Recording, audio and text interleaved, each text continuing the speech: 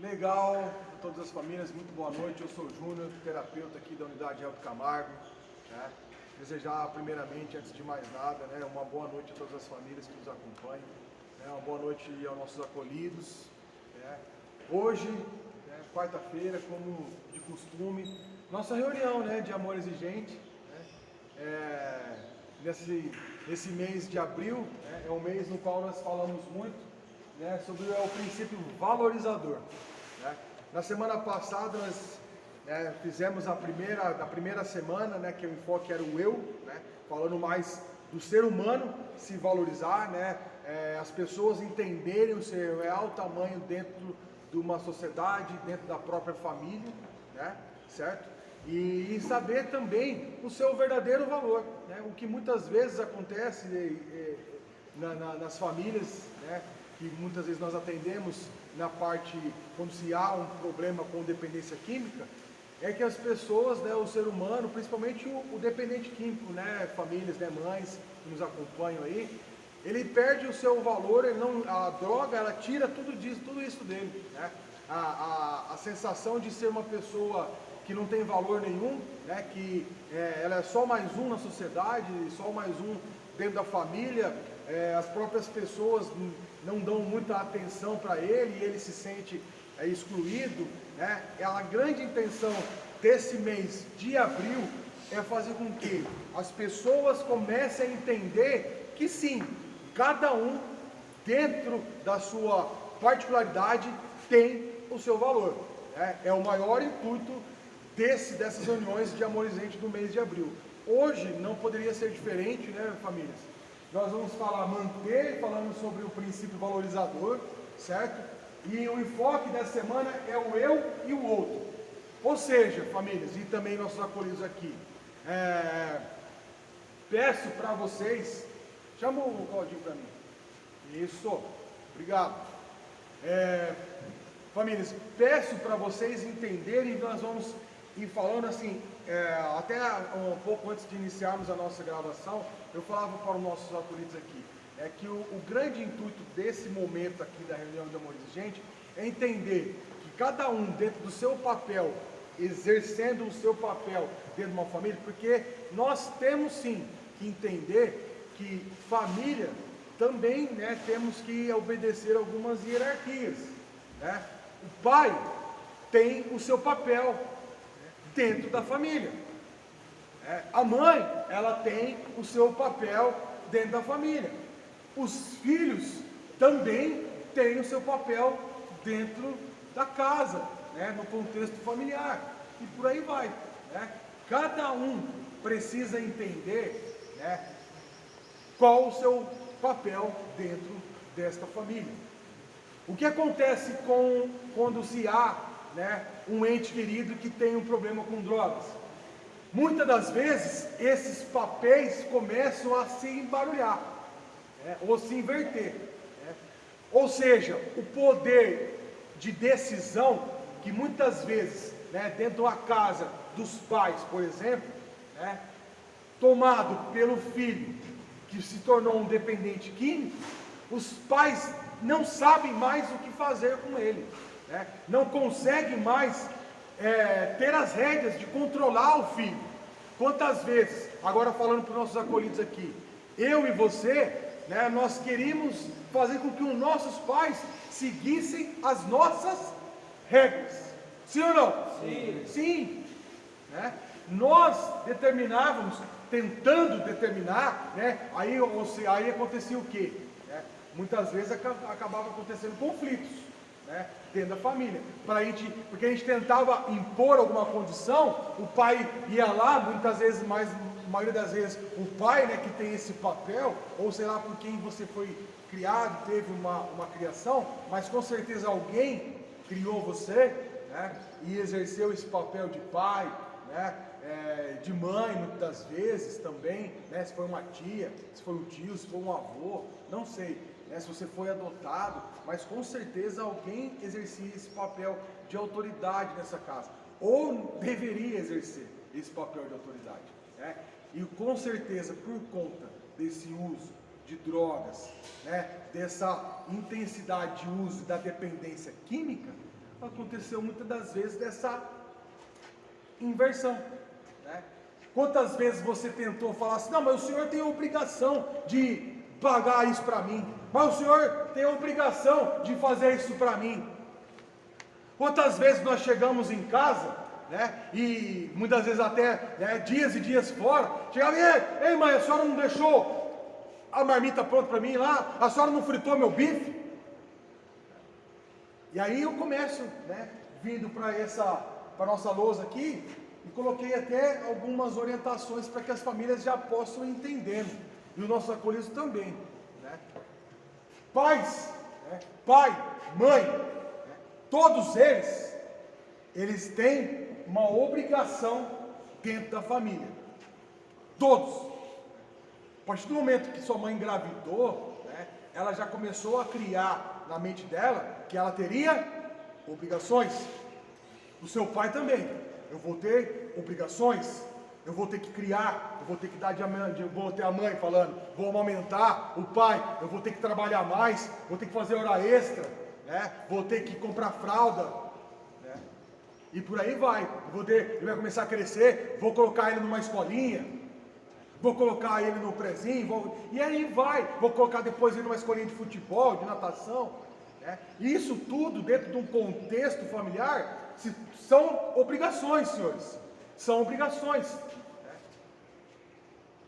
E muitas das vezes, agora falando voltado para o uso das drogas e a dependência química, o que foi acontecendo com isso? Nós ainda, vocês já ouviram outras reuniões que nós falamos, né, dentro da nossa unidade aqui, sobre a terapia racional emotiva, e eu vou falar isso na sexta-feira também, viu, famílias? Se for possível, nos acompanhem também. Né, quando nós falamos lá do rei bebê, né, dessa sensação que muitos, né, devido ao uso das drogas, acabou só crescendo, né, na idade, na identidade, porém a imaturidade faz parte da dependência química, né, para quem não sabe. Porque daí quando você começa e decide a usar drogas, você cria dentro da sua mente, da sua mentalidade, que os seus pais são responsáveis a tal ponto de decidir a sua vida e de ter que controlar aquilo que você não consegue mais controlar. Você, por conta do uso de substâncias, você começou a perder o controle da sua vida. Aí, isso devido, famílias, eu explico, devido ao uso das drogas, a droga faz isso com as pessoas. Mas hoje eles estão sendo orientados para entender que eles precisam amadurecer.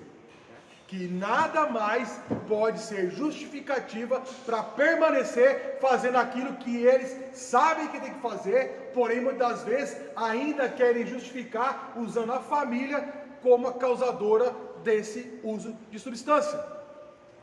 E não é assim que funciona.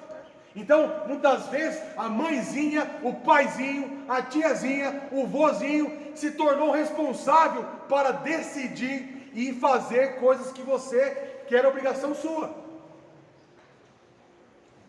E dentro desse papel, em cima do princípio valorizador, quando a gente fala de valorização, a gente tem que falar sobre isso. Quantas vezes a sua mãe, a minha mãe, o seu pai, né, se questionou? Você mesmo questionou dentro da sua família, querendo obrigar as coisas. Os pais, eles têm sim obrigações. Os pais, eles têm sim algumas responsabilidades. Mas a partir do momento que você criou essa dependência, que essa dependência se instalou em você, algumas coisas têm que ser pontuadas. Eles não têm obrigação de pagar conta sua de boteco, não tem obrigação de pagar conta sua de biqueira, que vão me matar, então pense antes. Famílias, terapeuticamente falando, né, algumas reuniões não são gravadas, infelizmente, seria importante, nós estamos estudando isso. Tem uma parte do nosso cérebro, né, que nos dá a sensação que age lá no nosso sistema límbico do nosso cérebro, né, onde existem as amígdalas cerebrais. E elas, para o dependente químico, né, a pessoa que tem um transtorno comportamental, emocional e sentimental, né, elas são um pouco menores que de uma pessoa normal. Ou seja, para o dependente químico, quando ele já tem a dependência, quando já se criou a dependência movido pelo transtorno, aquela sensação de perigo que as amígdalas cerebrais servem para isso. Quando tem uma situação, ou seja, usar ou não usar, eles perdem essa sensibilidade, né, de decisão. Ou seja, eu já falei para os meninos aqui, por exemplo, eu estou à beira de um abismo. Eu olho para o precipício e vejo a altura daquilo. Para o dependente químico é como se fosse o momento da decisão, Rafael. Vou pular ou não vou pular? Vou usar ou não vou usar? Mesmo sabendo que você vai se quebrar inteiro lá embaixo e que você decidindo em usar, vai existir consequências negativas, você opta por usar, por pular. Porque sabe que depois, o que tem a ver isso, Júnior? Que loucura! O que tem a ver isso, famílias lindas? É que ele sabendo que depois ele tem um respaldo da família atrás dele, que o pai vai cumprir com uma obrigação que era dele, que a responsabilidade de não usar é dele. Movido a isso, sabendo que depois alguém vai o socorrer, ele decide em fazer, porque para ele não tem valor das coisas, ele não sabe o real valor das coisas. E não estou falando apenas de financeiro, não. Estou falando de sentimental, porque quantas vezes ele, por conta das decisões erradas dele, afetou os senhores familiares, de forma sentimental. Quantas mães não dormem, quantas mães se sentem desvalorizadas, quantos pais não conseguem nem trabalhar direito, por conta que está ali pensando que o filho está ligando, mandando mensagem, que traficante vai me matar, que traficante está vindo na porta de casa, que traficante está me ligando. Aí o pai tem que assumir a responsabilidade que é dele.